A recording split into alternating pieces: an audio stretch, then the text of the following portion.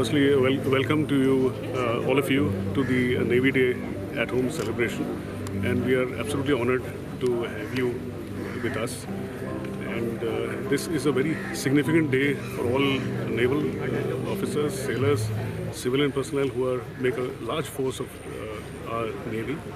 And it is a significant day because it signifies the attack on the fourth night on Karachi Harbour by the killer squadron of missile boats, which had carried out this daring attack on Karachi Harbour, which tipped the balance and led to our victory in the 71 war.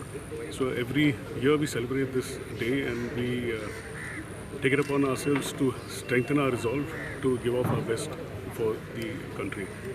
And Goa and the Navy has a very close relationship, and we were very fortunate to get our largest naval base, which is the largest air base, which is INS Hansa, is based in Goa, and some of the most advanced aircraft are based over here.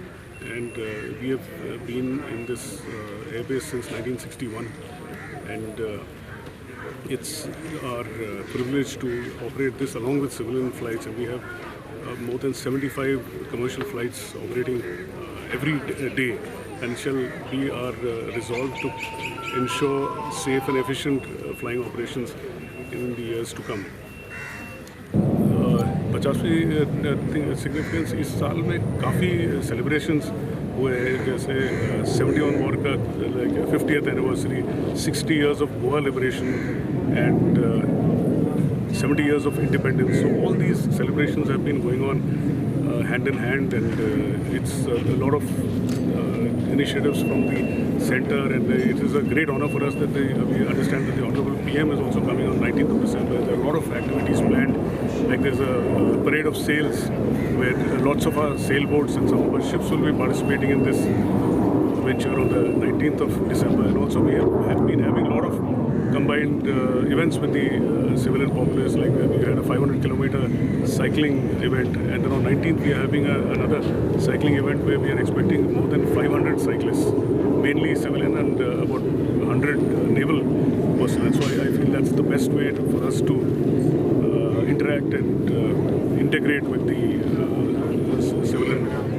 populace. Like, in fact, we had a very interesting duathlon event with running and cycling, which we did inside the Hansa Air Base. So there were more than 250 civilians participating, and I interacted with them after that, and they were very thrilled because they said that they have grown up in Vasco and they never got a chance to see the inside of the base. So it's a very clean environment, and they enjoyed riding and cycling over there. So it is my endeavor that we will continue having such interactions. And I would request you, I had reached out to lots of schools, and we have a Naval Aviation Museum in Goa, which is actually a world-class Naval Aviation Museum. We've refurbished it fully, and 6 months ago we got the Traveller's Choice Award from TripAdvisor.